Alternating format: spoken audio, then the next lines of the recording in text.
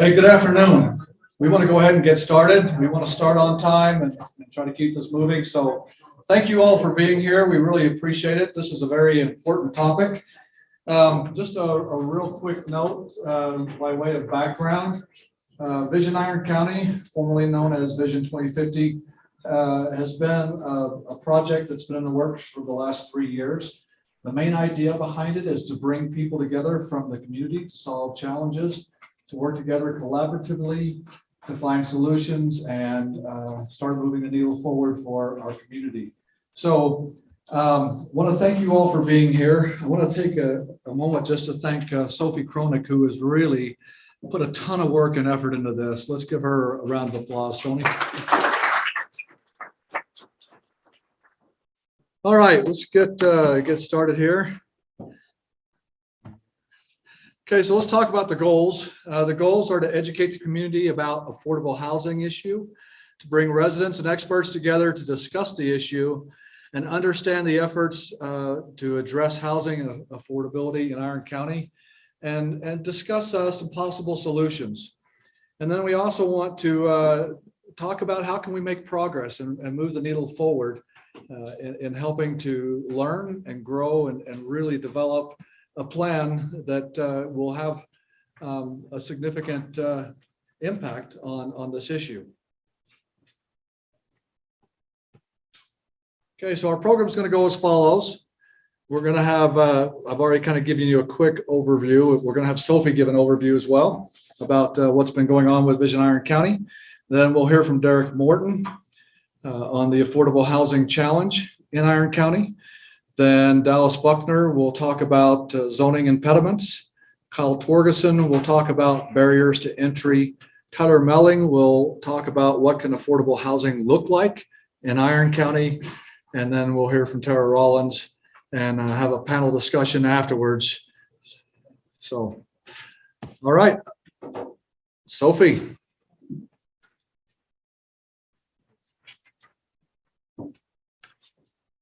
Thank you everyone for coming. I'm just gonna kind of give a brief overview of Vision Iron County. And for those of you that I haven't had the opportunity to meet yet, my name is Sophie Kronik and I'm in AmeriCorps Vista and I'm the project coordinator for Vision Iron County.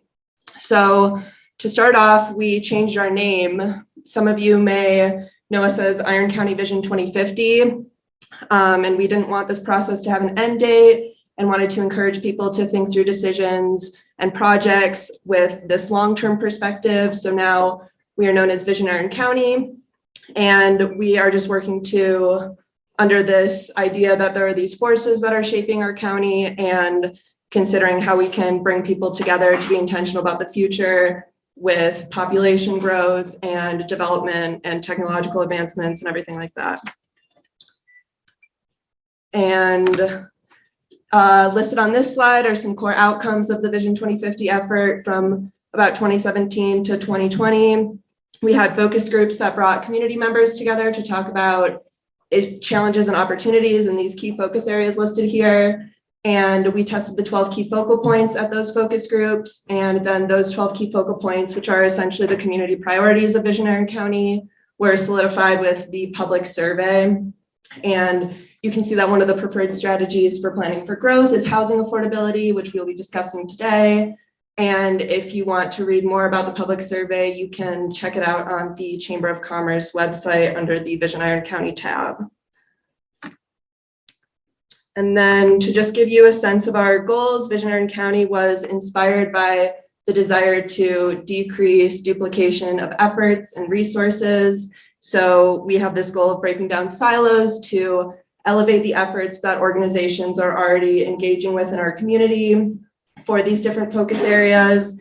And we hope to kind of increase collaboration and communication among residents, visitors, organizations, and stakeholders in general to create the greatest positive impact for all of these focus areas.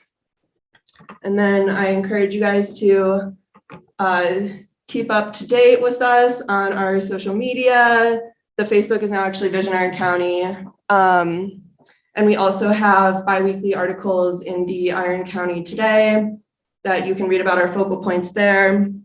And then to just kind of touch on one of Visionary County's goals a little bit more and talk about this event a little bit more.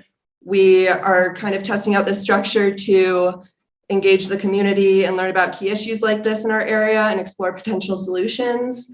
And we hope that this will kind of encourage ongoing learning and conversations about these regional challenges and opportunities. And then everybody in front of them has some questions and comments sheets. And if you have questions or comments during the presentations, please write those down on those little slips and so you don't forget them. And then if we don't get to everybody's questions and comments, you can submit them in the back before you head out.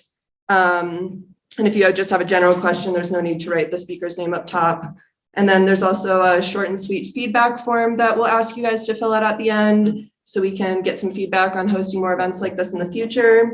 And then everybody has my card and my business card in front of them, so you can reach out if you have any other Visionary County questions or any other general feedback, comments, what have you. So, and then we have small notepads and pens in the back if you need something to take notes on. But with that, I will pass it off to Derek to get us started.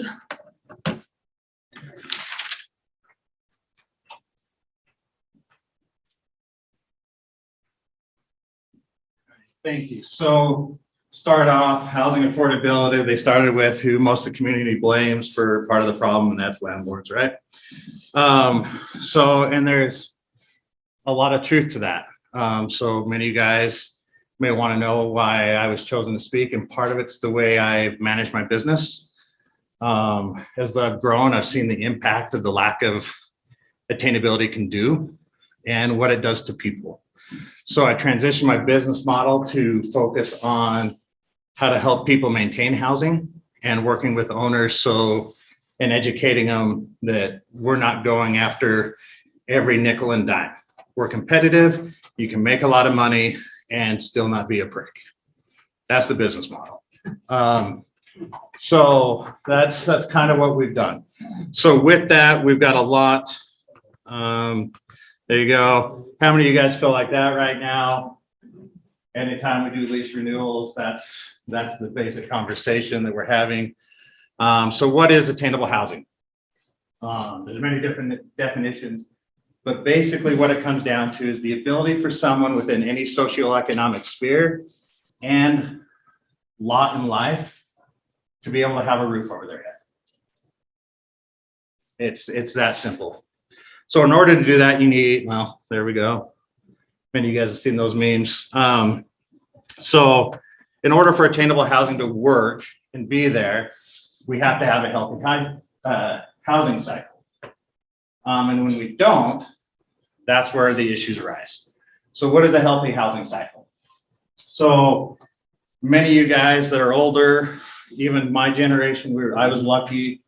So you were able to start off in probably a smaller home to rent, and then you gradually moved your way up. Some of you guys now being old enough that you realize you don't like having your kids around as much. You love the grandkids, so you want to have a house big enough for the grandkids to come, but not the kids to stay. So you downsize, right? So every step of the way going through and then coming back down, there should be the ability to do there. If that doesn't happen, then that's where the market adjusts. So for example, in Iron County, Cedar City alone, the biggest shortage of inventory is studios and one bedrooms. So because of that, people have had to adjust. So you now see, let's go here, and we'll go through this. So I'll go back. I'm getting ahead of myself. So without it, there are negative impacts if people can't maintain housing. So I love it when owners are always saying, well, why can't the tenant afford this? I'm like, well, you just raised the rent $150 a month. They were excited because they got a raise that's now taken up. And well, why can't they save for emergencies? Because they need a roof over their head, right? So that's one of the damages. And we wonder why more and more people, younger and younger, are struggling with finances. Challenges for employer recruitment. We've talked to businesses that are like, sweet, I want to be there, but I can't necessarily afford to pay my employee what they need to pay to be able to afford the housing. So it makes it less desirable for us to be able to relocate to. obviously contributes to overall inflation. One of the things you hear about now a lot of is the increase in income disparity and wealth transfer.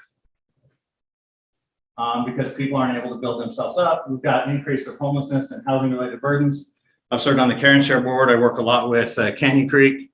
I've worked with a few futures with the youth homeless shelter that's coming in. And when I was on the board, you know, Peggy and I used to always just tell people, we're like, we have homelessness here. It's not visible, but trust us, right? Now everyone's like, where did they come from? Like, they're no, like, what happened? Well, we decided that we didn't want to fix our housing problem, let the cycle just continue to get worse and worse and worse. And then the worst part, and I see this time and time again, and this is what's sad, and I'm going to piss some people off for saying it, but it's absolutely 100% true. So because of the broken housing cycle, we've seen a huge, huge increase in people falling victim to predators. I can give example after example after example where those people should burn in hell.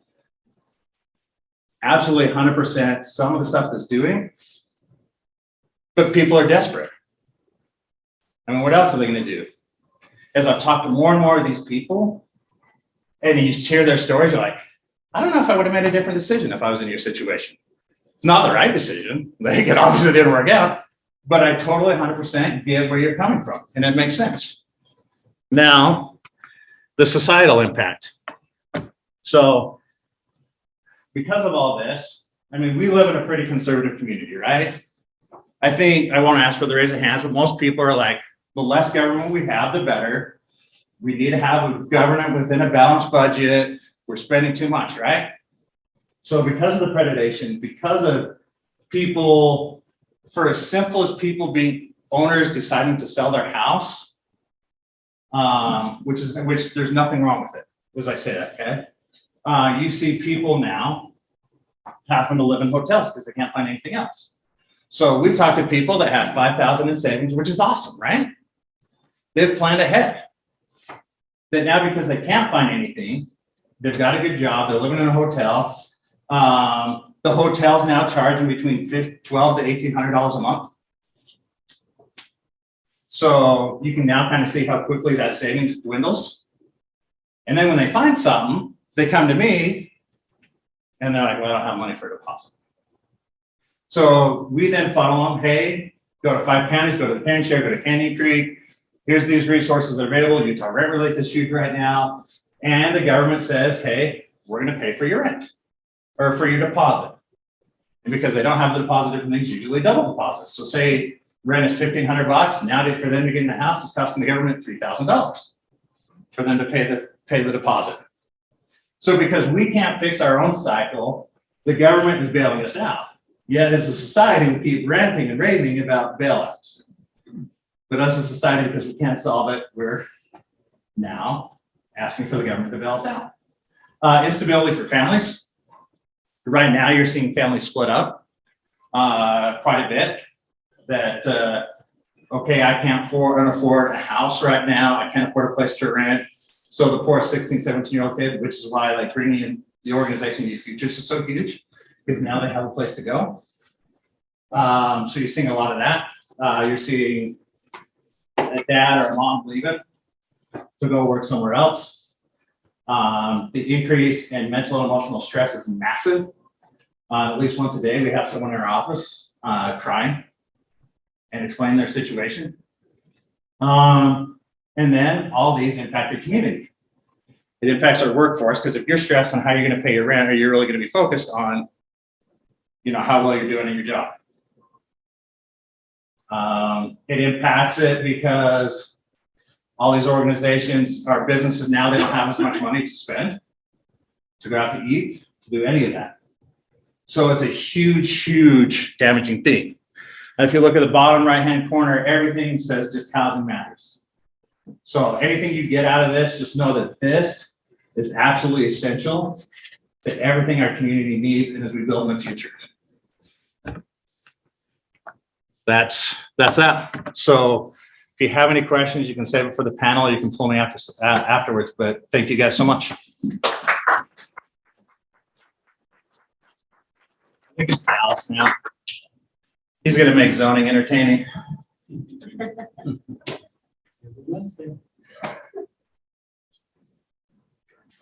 Try to make something entertaining.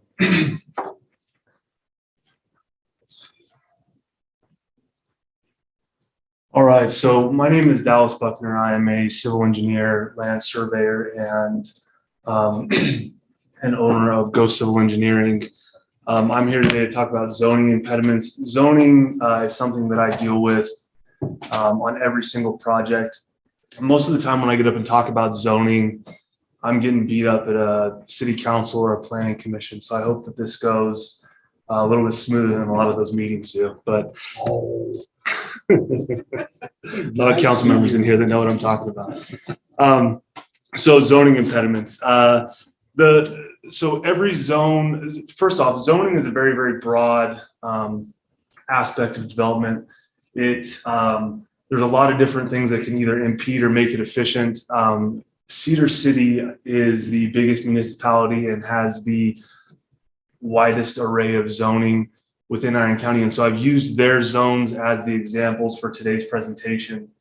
But every zone has a maximum allowed density for each zone. And so what I see often on my projects is that when we go to develop, the maximum allowed density per zone is not attainable. Generally, it's the minimum lot sizes and lot widths that are the design constraints on single family. And then when we go to a multifamily project, oftentimes it's the required parking that's the design constraint. And so from a housing affordability standpoint, in my opinion, one of the things that I see most of is that it's a function of supply and demand.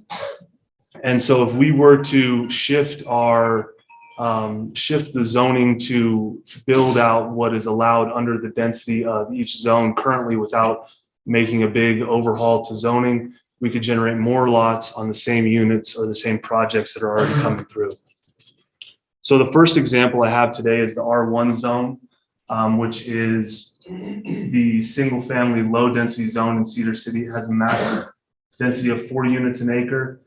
The minimum lot size is 10,000 square feet. But if we lay out a 10,000 square foot lot, 4 of them, and we put the city's minimum road size on there, we exceed the 1 acre, and we'd have to, so to really get 4 units within an acre, we'd have to reduce lot sizes down to 8,640 square feet.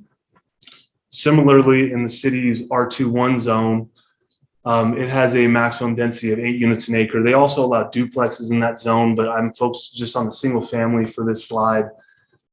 8 units an acre is not achievable. So just looking at 6 units an acre, laying out 7,000 square foot lots, again, with that same minimum road, we again exceed the 1 acre.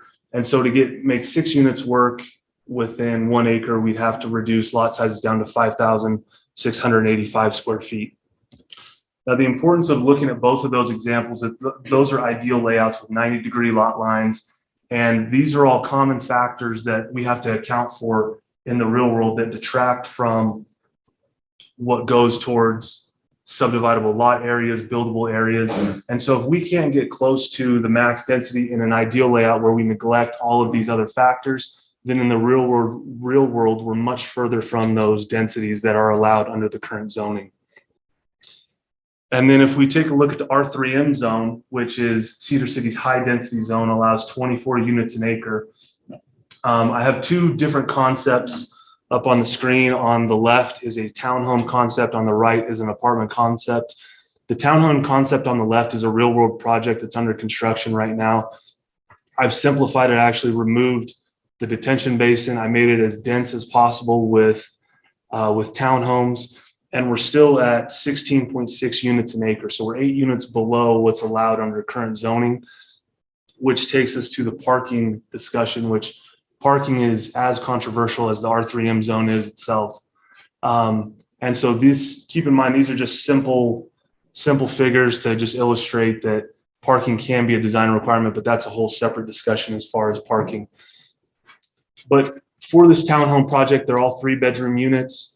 And so there's 33 units, 3 bedrooms, 99 beds. The city's parking requirements are 1.3 units or 1.3 parking spaces per bedroom.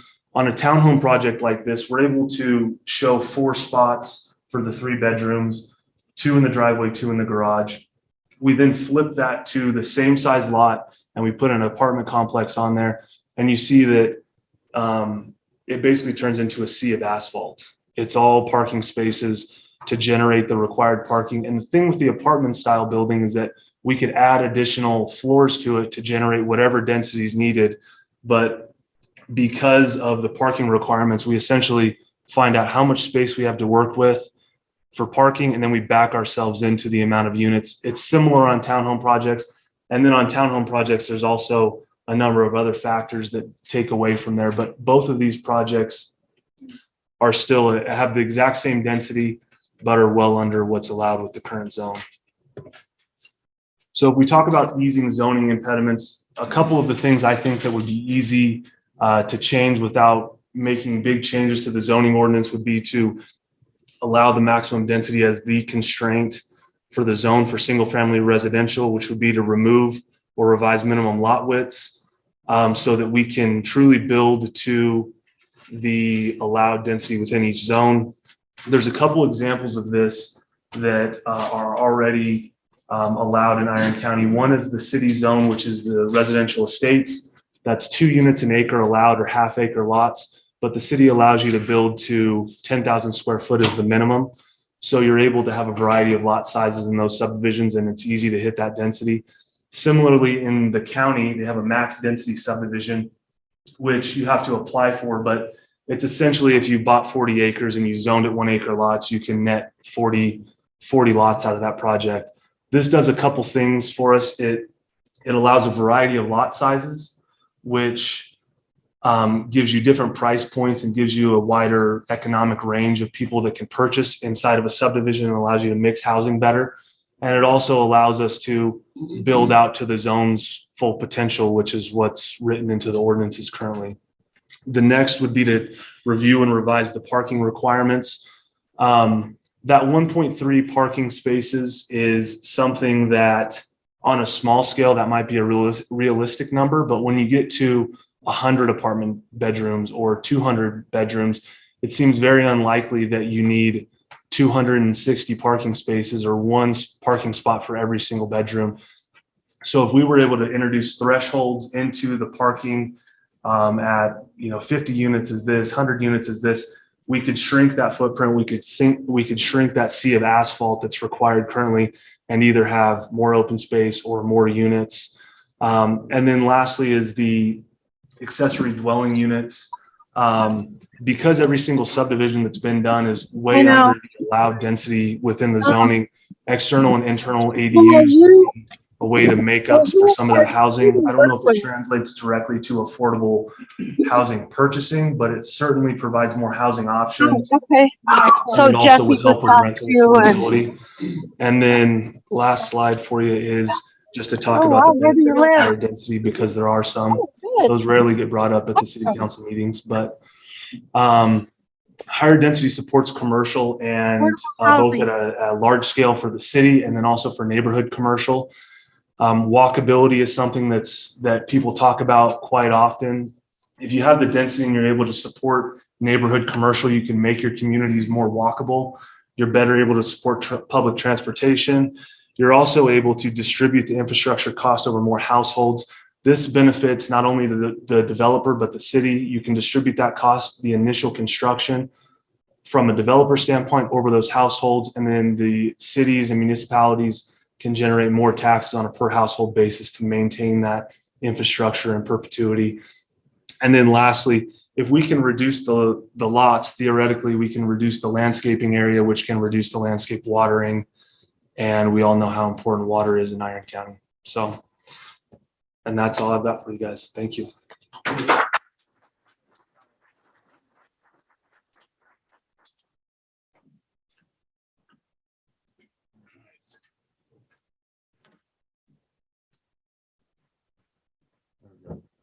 My name is Torgerson. I'm a local lender, and my ambition today is to talk about barriers to entry in people obtaining their own house, what that looks like, and kind of the difficulties and challenges we're presented today.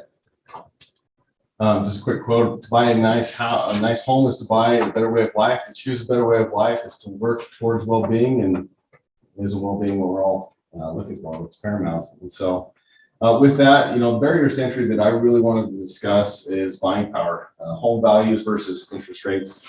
Talk about our current inventory situation and down payment government programs that are available to help people get into homes and kind of what that looks like. As a quick overview, we've seen massive increases in our price points across the nation.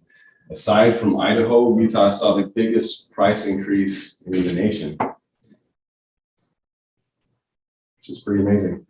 Looking at our past 30 years in house price indexes, as you can see, and this is as of the year end 2021, we're now 2 months into this new year. Our price point today is higher than it was when we had a market crash in 2006 and 7 and 8. And so we're in an interesting situation right now. And to dive more into just Iron County alone, our median house price is about $363,000. And we'll just go across the top. As far as appreciation, 62 years ago, the annual increase in value in a home was about 4%, 3.84. 10 years ago, it was 5.99. 10 years ago, it was 5.99. 5 years ago, it was almost 9%. They're projecting that in a year, appreciation will be about 10%, and in 5 years from now, the appreciation will be roughly 29%. To the right of that, you'll see kind of that annual gain and what that translates into value. It's really hard to see the bottom left-hand area here, but it basically says that for every 1,000 people in our community, there are 9 homes for sale, which is not a lot of homes for sale. And then on our total population, about 50,000-ish people in our county, roughly half of those people rent, and 20% of those renters want to buy a house. And then all those renters want to buy a house, but only about 20% of them can actually afford to buy a house. To the right of this, it's kind of a complex calculation, but this takes the affordability index into play. It's made of home prices, home interest rates, growth wage, and job ratings. And so as that goes down, it translates into affordability of homes. And so again, this is at the end of 2021, and rates have increased dramatically since then. And so I'm guessing that index is even further down than it currently is. But as you can see, we're kind of finding it difficult for people to buy homes right now. Nationwide, typically in a boom year, there's about 3.5 million homes at any given point. And currently, across the United States, there's about 860,000 homes instead. And so nationwide, we're seeing a massive housing shortage. As far as buying power is concerned, like I mentioned earlier, the average price in Iron County is $363,000. The payment at 4% for someone to buy that house is about $1,733. But as you can see, as interest rate goes up, to keep and maintain that same payment, the price range for the house has actually got to decrease. In this situation, if rates go up 0.75%, values would need to go down by about $40,000 to maintain that same price point. I'm sorry, $30,000. Massive adjustment there. The average annual income in Iron County per household was about $78,836. And at a 4% interest rate on a 30-year loan, using a very insignificant down payment of 3%, which of course translates to $10,500. Someone with that annual income could typically buy a home worth about $348,000, which again is below our actual median price range right now at $363,000.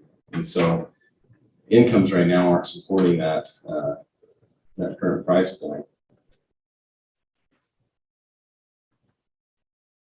As far as what is available for down payments, programs, and government subsidized programs, conventional lending now requires at least 3% down. Usually it's about 5%, but we can go down to about 3% to allow people to go the conventional route. It can be difficult for first-time home buyers. 3% of $363,000 is quite a bit. In those situations where 20% or less is down in a home purchase, mortgage insurance is required, which can make that payment a little heftier. Down payment for an average home, again, $363,000, 3% down would be about the 10,000 mark of $10,895. With closing costs, people can be looking to come to the table with about $15,000 to $17,000, depending on what program rate they choose to buy down. But that's approximately the minimum that they would need to bring to the table to buy a home right now. There are some 100% financing programs. They usually fall under the category of USDA lending and Utah Housing. Like I said, both of them offer 100% financing. Utah Housing can actually help our clients get more than that to help cover their closing costs. Limitations with USDA is that they do have income caps based on family size. And right now, with the strict debt to income limits that they have, a lot of people aren't being able to qualify for USDA because the home prices are so much that they don't fit the ratio schematics for it. Utah Housing, they do have a higher loan limit. They increased that this last year to $420,000. They have more flexible debt to income limits. The downside to this is that their mortgage insurance is quite expensive. And so people that are qualifying for 100% financing that helps cover their closing costs, their out-of-pocket every month is a lot to help them buy that home. But ultimately, that's what I wanted to show you, what the limitations we have in our market in Iron County and what those areas are. And so with that, Tyler, I'll go ahead and turn that to you. Can I have a question? This, you know, what would be the difference if the people that is coming, you know, they want to go and buy a purchase a home, you know, for the family. The people coming out of state? We can't hear the question. Yeah. Okay.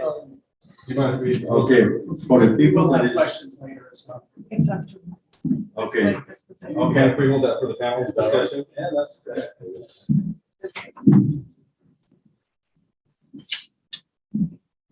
So what we've got here, what would affordable housing look like? So what policies, aesthetically, what could that look like? And it depends on who it's affordable for, right? Are we looking for affordable rentals? Or are we looking for affordable ownership? So I'm going to focus mostly on affordable ownership and some of the policies that are keeping us from getting there, because a lot of that is what's pushing rents upward as you have higher income renters stuck in the rental market. Rents go up overall. And as they exit the market, rents go down. So our current standards, we have a general plan that determines density and uses. So we have low density that has a certain number of units per acre, single family residential only. We have a medium density designation that can allow twin homes and has a different density metric.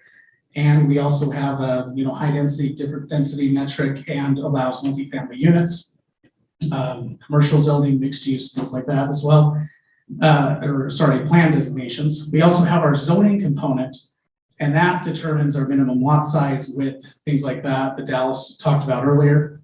And then we also have building standards and engineering standards. What do the roads look like? What does the infrastructure look like? And our current standards encourage things kind of like, so this is a general plan overlay. It's an outdated one, but you'll see these orange bits here. These are light swaths of medium density. And then we have kind of this light green. This is rural estate. We have this darker green that's low density. Sorry, I might have inverted those. But you see we have hundreds and hundreds of acres with little variation in the general plan designation. And what that does is it encourages very blocky, uniform development with a very narrow cross-section of people served in that area. So this is one of our subdivisions in our community. It's in a medium density area. And those lot widths, lot depths, the lot size, road configurations, this is what we have. So we have large swaths of area that, if nothing changes, will look exactly like this, no variation. And this is a street view of that. Now, a lot of people would be happy to live in this neighborhood. Others would be horrified if they were within a mile of this neighborhood, depending on their attitude. One of the design problems we have with these neighborhoods, though, and that we encourage, you notice how wide the garage is compared to the house size, and how much of the streetscape is a garage and driveway. It's not very inviting. It doesn't lend itself to people meeting each other very well, socializing, and it's very uniform. Everything's exactly the same. If we change some of these standards, if we look at a general plan determining density, but also maybe for some of our larger developments, we already have a kind of a master plan or what we call as a residential development overlay designation that you can apply for if you're doing more than 10 acres of development. If that general plan was more of a guideline, not necessarily on the only uses permitted, but more of a mix of uses. For example, let's say you've got 10 acres, and in that 10 acres, you've got a low density designation. What if you were allowed to do up to 10% of your acreage as high density residential, up to 30% as twin units, and 60% as single family of your acreage? And you couldn't exceed the density given to you. You might see a lot more variation in the styles of lot, the lot sizes, home types. And if you're gonna build a crappy townhome or a crappy apartment, are you gonna be able to sell your single family units? No, right? So it encourages better design, better mixes of homes, rather than just building one thing that's all the same. Also, if we look at our zoning and we look at more of an average lot size or density parameters, instead of a minimum lot size, minimum lot widths, right? That changes things quite a bit. And so this is the development up north, much higher density than the neighborhood I showed you here in Cedar City. And you can't quite tell what's going on from the sky. We'll look at the street in a minute. But from the sky here, we see different types of homes. Now they're still pretty uniform within the street, but there's a lot of variation. Now, if you were to do this in the city, if you've ever been to a city council meeting, you would know that if you see some of these larger units, if you had a large swath of that area and someone asked for a zone change to do some of these smaller units, what are the people in the large units going to do? They're going to pitch a fit, right? So when you're designing and you're mixing housing types from the get-go, the neighbors know what's coming in. Your lower end units are designed more conscientiously because you still have to be able to sell your higher end units. So on the street, this is what that looks like. I think most would say this is a little more inviting. Now this is during the daytime, so they have people parked on the street. Some people don't care. Some people think that's the worst thing possible in the neighborhood. This area does have covenants against parking overnight. So these are likely daytime visitors. And they have rear access to the lots in the back, which allows narrower lots and homes that are a little more inviting from the front and are a much more efficient use of space, water resources, and other infrastructure. I'm gonna kind of end with some discussion on occupancy. So we got into politics a little bit earlier. Yes, we're in a conservative community. Generally, we believe in property rights. But how many people are willing to stick their necks out and advocate for someone for their right to live on a piece of property and build only what they can afford as they go. So if all they can afford to build is a shack and not put in a septic system yet, they can't afford to put in water lines yet, they'll have to haul their water, haul their waste. Are people going to advocate for that? No. Then you don't believe in a free market, right? If you believe in a free market, that's what you'll allow. So I think if you're intellectually honest, nobody believes in a free market except true libertarians, right? Which is fine, okay? I'm in that boat too. But if we recognize that there's no such thing as a free market, when it comes to housing, because we place these minimum standards on people, then we also have to recognize that there are things we can do to help level the playing field, okay? So occupancy covenants are one of the most effective ways to do that, to reduce prices. So an occupancy covenant basically says you're limited on the percentage of rentals you can have in a type of development or a type of subdivision. So maybe that's 30%, 20%, 10% rentals. When you do that, whether it's enforced by a municipal government or by a neighborhood association, it suppresses prices because investors don't engage in that part of the market. Okay, it's only owner occupants. So in Cedar City, we have some developments that have these types of covenants, and we have some that don't. And generally per square foot, when you're doing comparables, those covenants reduce the price between 20 and 30%. Just by having those covenants in place, because investors can't enter that market.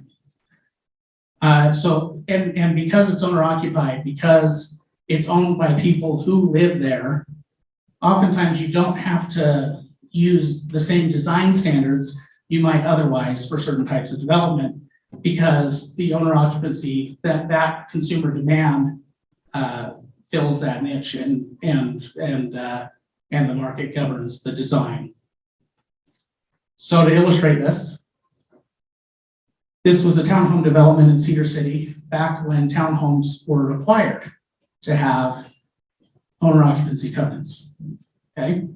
And you'll notice it faces the street, it's inviting, it's got nice landscaping, got nice trees. And this is one after that restriction was lifted. And these are pretty representative of everything. We put a block wall around it to hide it from the world. We put everybody on the street, a lot more uniform, right? And I'm not saying if this is what you can get into, and if this is what you're happy to live in, that's great. But when this is what the market demands and what we regulate into existence as a city or as a local government, because there are no other alternatives, then you get the political pushback, the NIMBYism, and other things like that. A lot of people would rather see this near their home than that, right? So, so these occupancy standards do have a valuable place, especially in a market where more and more housing is becoming a publicly traded commodity. Derek, who would be the most likely opponent? Who has the most to lose by occupancy standards? Landlords, right? I asked the landlord that, right? So in the city, we were proposing some zoning changes, and we were talking about this last summer, and we had a local landlord take out an op-ed talking about how this would be unprecedented government overreach. Now, there is precedent because we used to, right? But it's because if you have more options on the market where that price is suppressed because investors can't enter that market, then you end up with a better work product for a lot less money. And those higher end renters exit the rental market and go into the ownership market, which is what we should all want anyway. Isn't that the American dream, right? So, so if we're worried, if we don't want to encroach, we don't want to overregulate, we can try to use design standards to get to this, But owner occupancy is a whole lot easier to get to than trying to legislate this kind of design. So anyway, that's it for us, and I'm going to turn our time over to the last speaker before we take questions for the panel.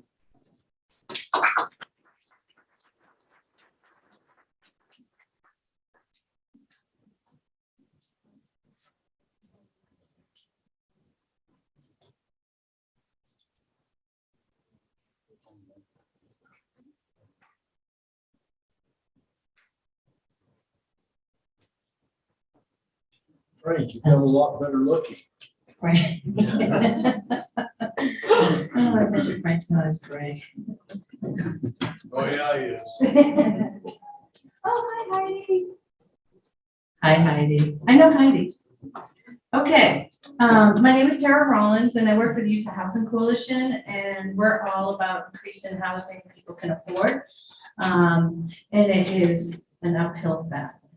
And so right now we are winding down the legislative session, and we've been up there pretty much every day trying to push, housing and talk about housing in a different way. And as we know, our state is really big on tourism, and tourism brings low-wage jobs. And so how do we manage that? How do we have the state become a partner in increasing, housing people can afford? I will put my PowerPoint. So I'm just a last minute fill-in, by the way. Okay. So first, I would like you to close your eyes. Seriously. And I want you to think about home. When do you remember that feeling of home? Because we have a lot of older people here, and including myself, that, had a home. How did it feel? What did it smell like? Okay, I want you to open your eyes, and I want you to tell me some words that came to your mind. Family. Family, safety, Comfortable. comfortable, Quiet. quiet. Security. It's a good thing. Mine was mine, Oh, mine. so nobody could take it from me. Yes, so nobody could take it. It felt safe. So I want you to think about our future generations, because they're not in our generations right now. They're not feeling that. Housing is so out of reach for so many people. We talk about the American dream, but first you have to get a rental. In order to get into a rental, you're paying application fee after application fee after application fee to be told no, no, no, and then yes, and then when you get there, you have to pay for the deposit. You go to sign the lease with a U-Haul full of stuff, and next thing you know, you're paying for cable. You're paying for valet trash. You're paying for the trash. You're paying for part of the property taxes. It's all written in the lease. And this is how people are unable to afford their homes throughout the state.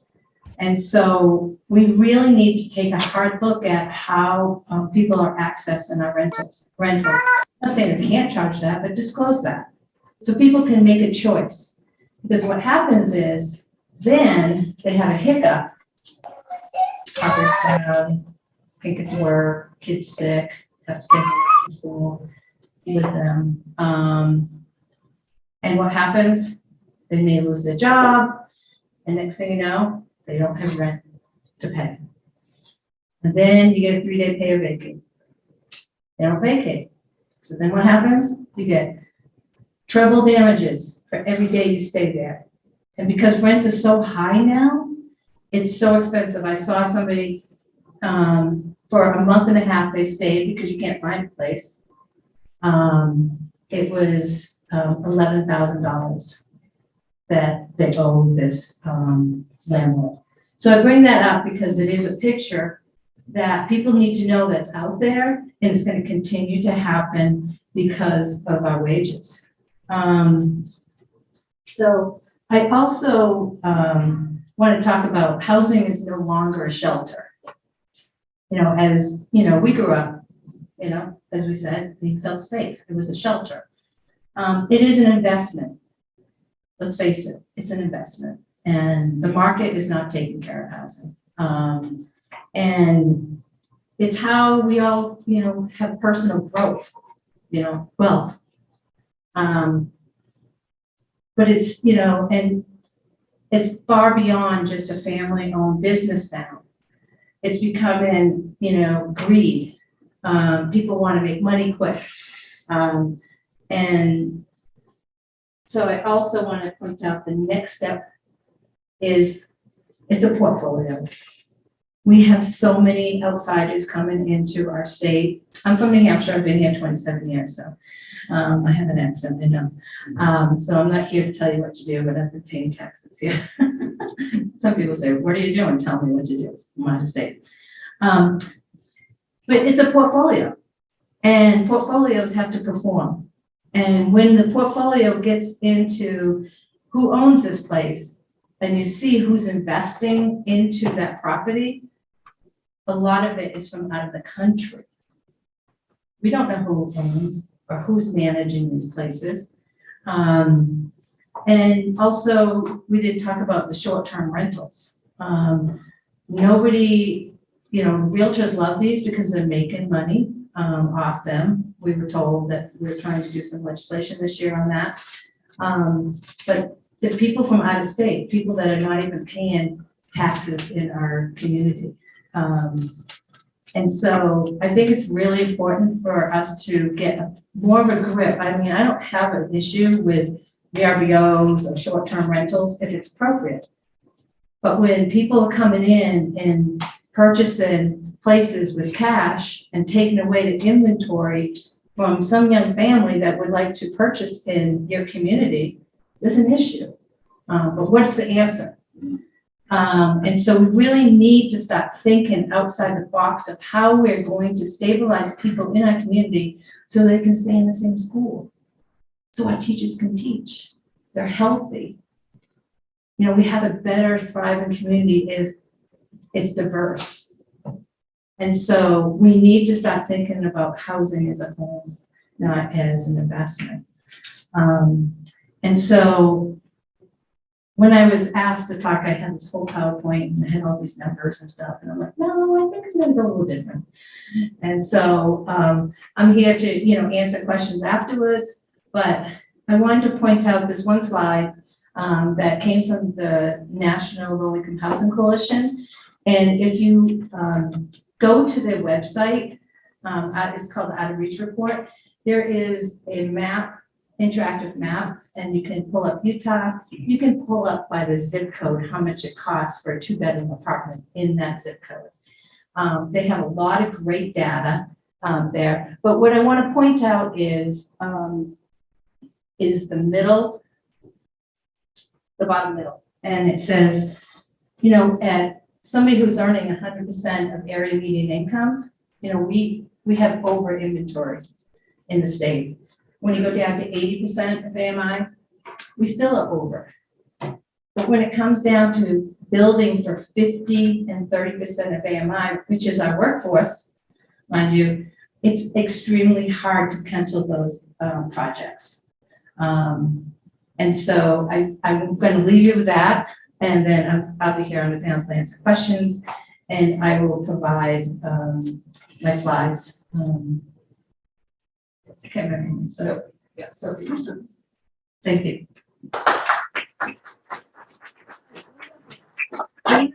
There's a conference in St. George in April. It's an hour conference, and it's about affordable housing, and I encourage everybody to sign up to go. The League of City and Towns will be having their conference at the same time, so you can do a dual conference.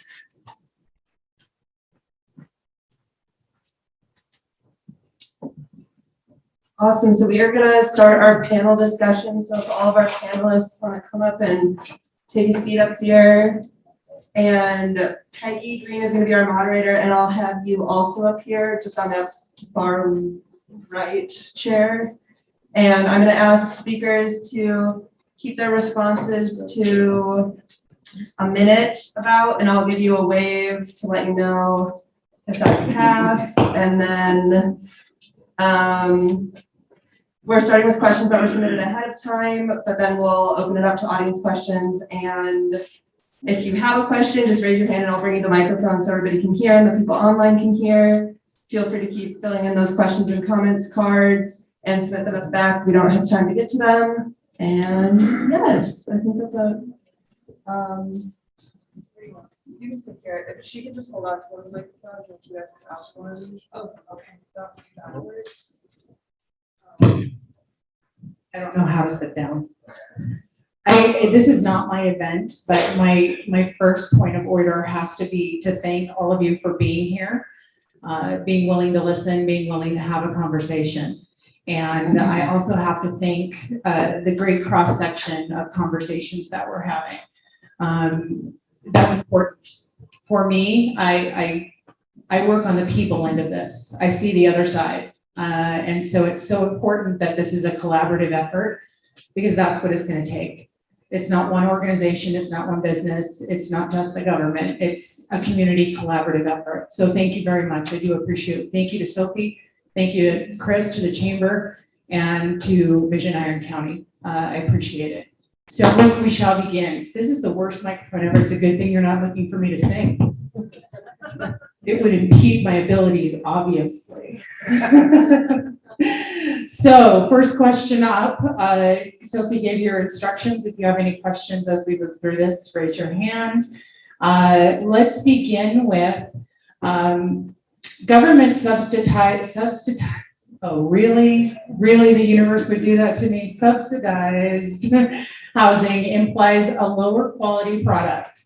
How will communities be assured that these taxpayer subsidized homes will not fall prey to unscrupulous builders who will build substandard homes and then take the money and run? So I think that's loaded, but there's big words. Anyone? Tara. So first of all, who lives in subsidized housing?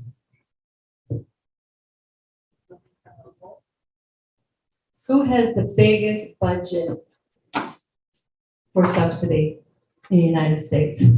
What's the subsidy? The government. Okay, raise your hand if you own a home. You guys all live in subsidized housing because you deduct your mortgage interest. That is the biggest pot of funding in the United States. And so when you're looking at a HUD budget, it's tiny compared to that. So I just want to point that out to begin with. And second of all, if you look at my slides, when you get them, that was one of the things I pointed out. When you see, as somebody said earlier, crappy apartments, they're usually, number one, a landlord who's no longer interested in their property, and so they kind of just let it go. When you're looking at property that is done by a nonprofit, even for-profit, that does have subsidy in it, it's done extremely well. And the reason why is because they compete for those dollars to be able to build. And so when it comes to the tax credits, as well as, I'm sure, you've seen, Heidi's buildings, and they're beautiful and they're well maintained. And that's what you want in your community. They're not cheap. And one of the things is, if you do put cheap and you're constantly, fixing, the Formica over and over and over again, they don't put Formica. So I point out, it's just a myth. It's got to move behind the chair.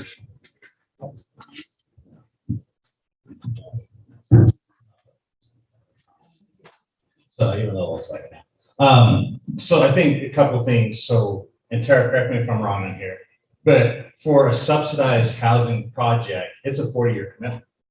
Oh, yes. For these developers, and they 4-0. And some 50. That they have to maintain up to certain standards.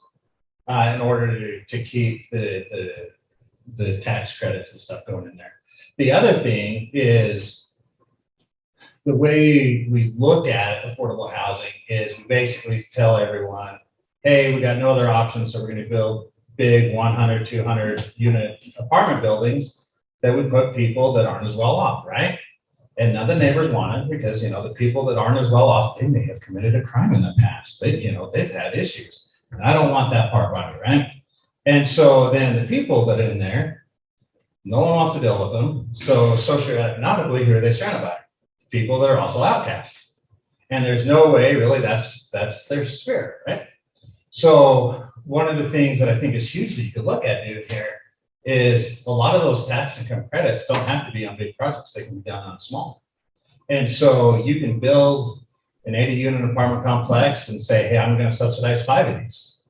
I can give examples, but I won't do it. We've got one project that's subsidized that the police department's like, oh, man, we're there all the time, like we're struggling, right? And another one that was subsidized with about, 5 units. Then when I brought it up to Police Chief Adams, he was like, I didn't even realize that had any subsidized in it, right? So if you're able to spread it and give people, instead of just going, oh, hey, we've got all this here, it goes back to some of the comments. We wonder why people act the way they act sometimes. And you talk to them, you listen to stories like, oh, it makes complete sense. Doesn't necessarily make it right, but it makes sense, right? And this is one of those things. We keep going, okay, we're going to put all the same type of people that may not have made the best decisions on the past, surrounded by people that don't make the best decisions on in the past, and expect them to make better decisions. One of the biggest things that I've done when I've worked with women coming out of domestic violence, and we stumble across it. So the transitional housing that I run, we've got 6 bedrooms, about 12 bedrooms total for women coming out, and we struggle with them, right? The women just sometimes because they're surrounded by the same people.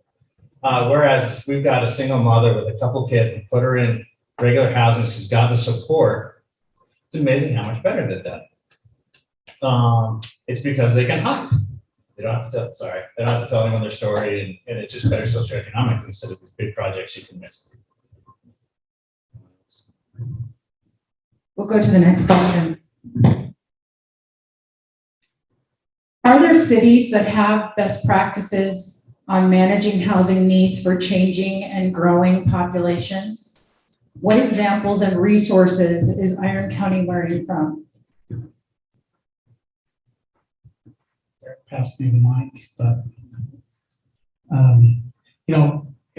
there are a lot of things that work in different areas that may work here and may not work here.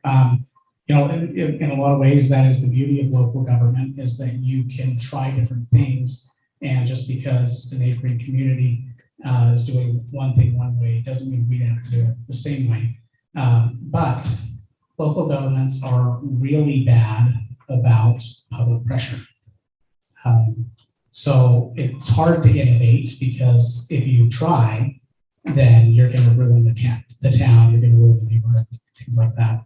But that's accessory dwellings are one of those things that was a normal living arrangement 50 years ago, and then zoning started prohibiting it, saying you can't rent out part of your home to someone. That's more than one family unit.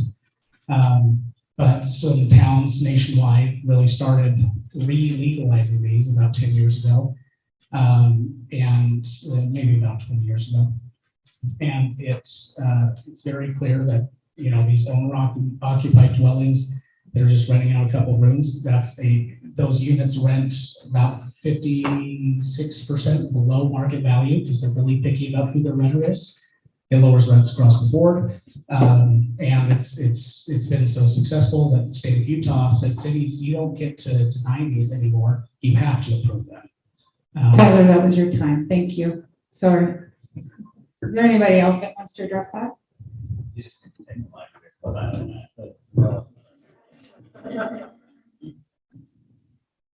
Any other responses? Okay. My apologies, because I don't have the answer on part of this. Can someone simplify Utah HB 82 So each town can understand the minimum requirements to make sure we can properly implement internal ADUs. And I'll give the mic to Tyler. My time was up. New question on the same issue, right? So HB 82 was passed last May. And it was, the state came in and said, you have to legalize these internal ADUs. Elected local officials across the state testified against it because they said it's gonna ruin our town. We have all these political pressures, the reason why we can't do anything about housing, right? Those parameters basically say, as long as you own your own home and you live in your own home, you can rent out a spare area or spare room, spare suite, whatever, as long as it's part of the internal dwelling. And a local government can't tell you no. Now they can require you have a business license, so we can track that. They can require that you add up to one additional parking spot. They can require that if you converted a garage into that unit, that you make up for that lost parking. Things like that. But the city can't tell you no if you're living in your own property and renting out a spare room or a spare suite. And that's a huge shift that there just simply wasn't political will to do at the local level. So the state came in and said, sorry, cities, you really suck at this issue. So we're going to make you do it. Thank you, Tyler. And there's funding to do it. So if you're interested and you know somebody who would like to put one in their own home, they can contact the Only Walker Housing Loan Fund. Only Walker Housing Loan Fund would say. Only Walker. Did you get that? I'm so sorry. Next question. Who pays for infrastructure if you increase density in an area?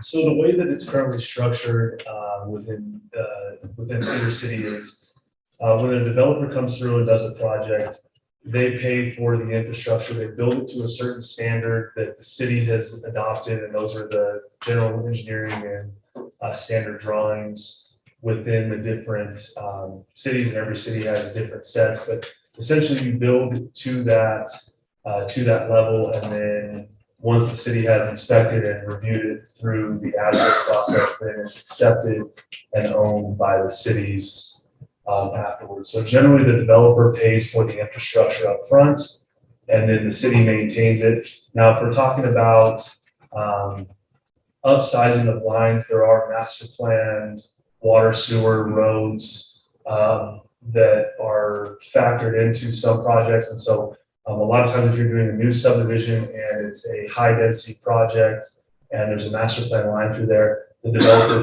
will pay for their fair share of what they plan to use of it, or at least to the minimum standard that the city requires. And then the cities will pay for the upside. So for instance, if you have a 12-inch water line, you're required by state law to put in an 8-inch. So the developer will pay for the 8-inch and the city will pay for the upsize in cost to a 12-inch pipe. Thank you for that. Any other answers? I would just add that when the city does cover that upsizing, generally that's coming out of impact fees from another project as well. We try to keep the costs of growth on growth as much as we can rather than out of the general fund. One more note on that too is that generally that's what impact fees are used for, is so that when there is an upsizing of lines, people have paid impact fees, and those fees can be used to upsize the lines within existing roads. Thank you. Someone's looking up. How are developers working with the local homeless committee in promoting deeply affordable housing, meaning housing for people who make under $25,000 a year? They're not. But and part of it is, so one, there's lack of education to the developers on what's available. As a community, we've been horrible about it, and even with the LAC, that's one thing that we need to improve on. I know when I work with investors, we always look and try to put stuff together if we're trying to target stuff. But that's one huge hurdle. The other thing that's simple for the city to do is if you look at if you go to pull a multifamily building permit, you can just say, hey, are you interested in providing some of these units to be affordable housing or subsidized housing? And then there's a sheet that's available if they click yes. Okay, here's the grants, and then have someone in the building department or someone with the LCC. Sorry, Peggy volunteered us on this that can help coach those developers to go through that process from start to finish on the grants, so that we can bring that to the market. Because everyone that's doing it now is all from outside of the area. We have no really locals except for one, and they've done it on just a couple small projects. So a presentation from the Utah Housing Coalition might be in order at our next LHC. I'll also point out that, being on the Hill this past since the beginning of the year, working on funding, the $50 million that was set aside for rural areas, that would have done a lot of great housing, and it would have brought, people to the table to be able to do, like you said, 5 here, 2 over here in these projects. So there's still time. The executive appropriations is meeting tonight, I think at 6, so get a hold of them and let them know how important that funding is. Go on the legislative website and then look up executive appropriations, and they'll have all the members there. So just want to point that out. Money talks. Okay, we have a question from somebody that's in the room. Originally, a question was directed to Tyler. I would like to just open this up. What do you have to say about occupancy covenants also limiting occupancy to people who work in the local area, both own and work in local area? Would such a covenant be possible? Good question. I'm an attorney, but not a municipal attorney. We have one in the room. Oh, Pat. Oh, he pranked me and sent him a question like that, right? Now the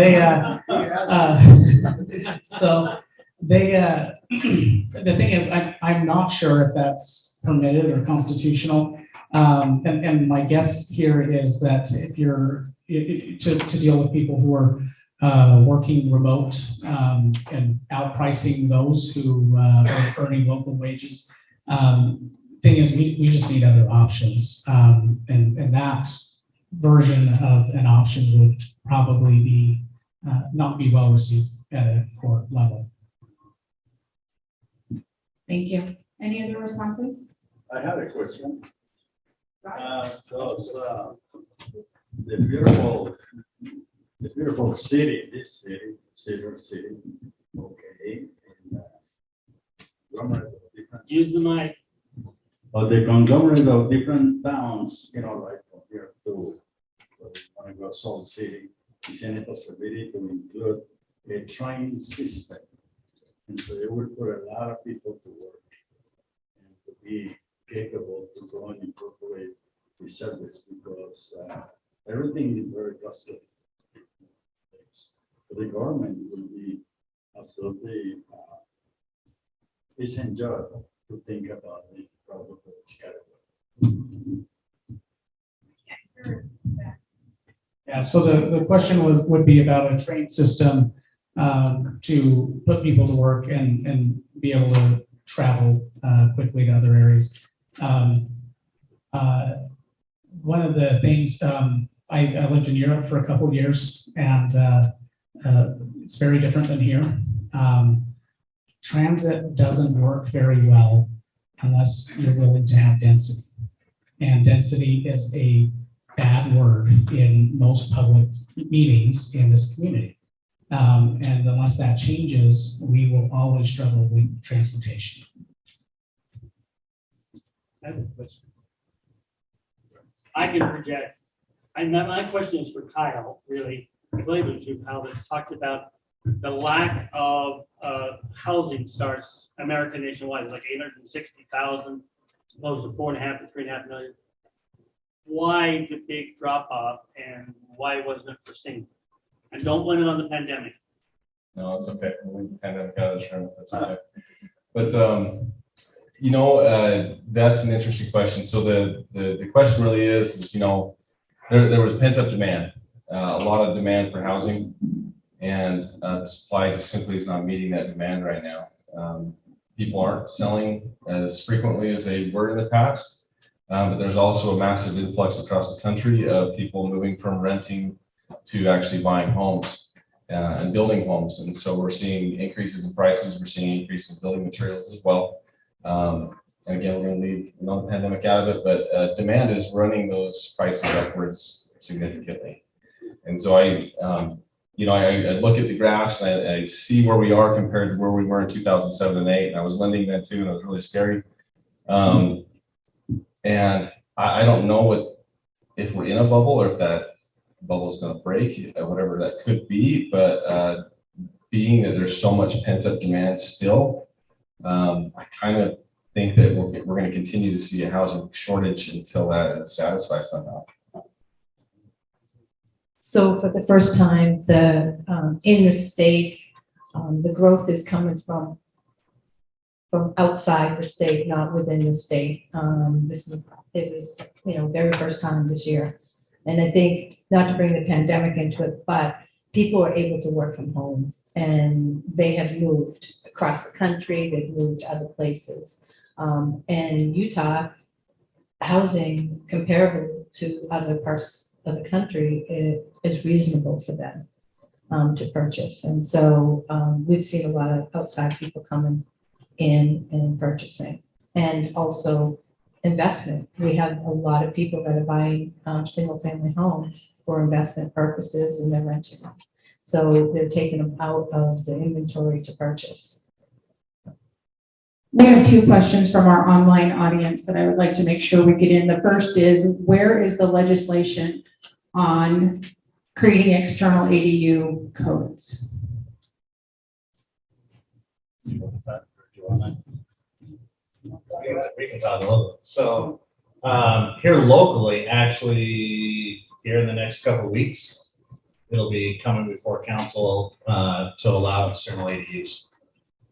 Here in Cedar, the plant had passed planning commission. Can you explain what that is? So think of them just a casita. So just a little, yeah, not necessarily town, but just something, a home that's been built to certain standards in the back. 1 bedroom studio to allow that. And so we're excited. This is some of the stuff that when Garth was first elected, Mayor Green, sorry. I forget, I gotta be professional. Thank you for keeping me in mind. Like decided that housing was so important that he appointed a housing commission that we've been meeting for every week since mid-January, and we have like 3 more weeks. And our whole job is to brainstorm and look at housing differently. Dallas is on, I'm on it, Tyler's on it, Kate Sorensen with Canyon Creek, Minnie Benson with SUU, and then Don Boudreau from the city. And our job is to just look at everything. And this was one of the first things that we viewed as low-hanging fruit to bring before, and instead of waiting for all the recommendations, if we decided to move forward, see what we do with them. And I'll just quickly add, the reason why we identified it as low-hanging fruit is because we already permit guest homes up to 800 square feet in every residential zone on every lot, as long as you can meet your setbacks and fire code and everything else. And so our external ADU ordinance is simply legalizing those guest homes as rentals, as long as you're living in either, the owner is either living in the primary residence or in the casita. Another question from online. In your opinion, should there be an income cap for people who can qualify to live in these communities to prevent higher income families from taking advantage? What property? I think this question must go back to maybe a little bit of what maybe Tyler, you touched on, putting homes townhomes, mixing it up in a neighborhood. Not quite sure. I'll let you clean up my message, Tyler. So it's really, really easy to find ourselves in a position where we're demonizing wealth. And we don't want to do that. The root of our problems isn't wealth. Nor is the root of our poverty is lack of wealth, or poverty, right, if you're looking at the other end. So what we need and what we've studied in our whole discussion within this housing committee, and this goes right along, is one, as a community, we put way too much burden on our housing stock on 5 families. And then we can add Dito or Horton on there. We're just like, hey, what are you guys gonna do? Can you not build fast enough? Why not, right? And so how do you allow people, and as you allow just 5 people, right? They control the market. 100%, they control the market, they can dictate a law. And they've got a monopoly. So how do you bring more people to the table to start knocking away a little bit of that? That's where an auxiliary dwelling unit comes in handy. So you've got an average, person of average wealth, they can refinance their house to build an auxiliary dwelling unit they can use that as income to help make the payment, to help them make that next step. Also lowering the barrier of entry for those, for whatever reason, to start building their wealth to where they can eventually build a home. So the more people you're able to bring to the table and reducing some of the regulations is some of the things we're looking at to be able to do that without doing it. Thank you, Kurt. Appreciate it. This question might go take us back a minute. Where are we at with the idea of tiny homes on privately owned lots with existing homes, or even a tiny home community? Let's just answer the second. Tiny home community on my property. No. It depends on what you mean by tiny home. Do you mean a trailer that's portable and that's hooked up to sewer and water hookups, or do you mean something that's slab on grade, on the ground, fixed, permanent? I'm talking that one. Right. So if you're talking about that one, what is that size? Now, one of the things we need to look at again in our city code. So even in our high density zoning, you can only build, I think, a 6,000 square foot lot. I think that's the smallest you can get. We have another alternative where if you have a bunch of covenants, a few other things, you can get down to 3,500 square foot lot. But you can't get smaller than that. And like Dallas talked about earlier with looking at our density caps, instead of minimum lot sizes, it's a way better way to say, look, I want to have some McMansions here, and I want to have them phased in and have a little tiny home cul-de-sac, or they call them, what's the word, where you have kind of the courtyard type bungalow, there we go, a bungalow type setup. There's no room in that for our ordinances now. We need to look at that. So also just on that note of having smaller lots, so Tyler's correct. The smallest within the R3 zone is 6,000 square feet in the city. And I actually just met with a developer today who's looking at doing 5,000 square foot lots, which is relatively common, patio homes. But one of the challenges, again, from the zoning side is that in order to even look at a tiny home subdivision or something to that nature, you have to go after the R3 zone, which is very difficult to get. The city's just started adopting development agreements that you can put some restrictions on, but it's tough. And then even with the R3M and 6,000 square feet, there's a lot of other communities and places where they allow people to go a lot smaller than that. And for a tiny home, a 5,000 square foot lot, it's still really big. So what do we have to do to change that? Propose a change to the R3 ordinance. That is, And when people want to advocate for housing, they have to be willing to stick their necks out in a public meeting. Otherwise, the only voices the elected officials hear are the people freaking out about bringing drugs and undesirable elements to the community. Well, I understand all of that. But those people are people too, but if we use what's available, you know, for social work and psychology and all of these other things, and one of the things that has been done is to find out what their hobbies are, what makes them tick. And you train them in their hobby, whatever their passion is. It can be working on cars, it can be massage therapy, name it. And you go and school them. They won't go back. You give them housing, food, and all the essentials that they need. If you train them in their passion, I guarantee you, we'll make a change in this country. Thank you It so happened in much. other Thank you so countries. much for your comments. We appreciate it. That is our time. I just have one last barrier to entry for small homes. Freddie Mac and Fannie Mae won't allow funding for anything less than 600 square feet. And so that's another barrier to entry because they've got to get private funding or they've got to pay cash for that. And so it's a little difficult that way. And so how, we still go to what, federal, go to the senators to change this? And some of us would be happy to stick around after for questions. So, but we are out of time. Thank you very much. Appreciate your responses and your questions.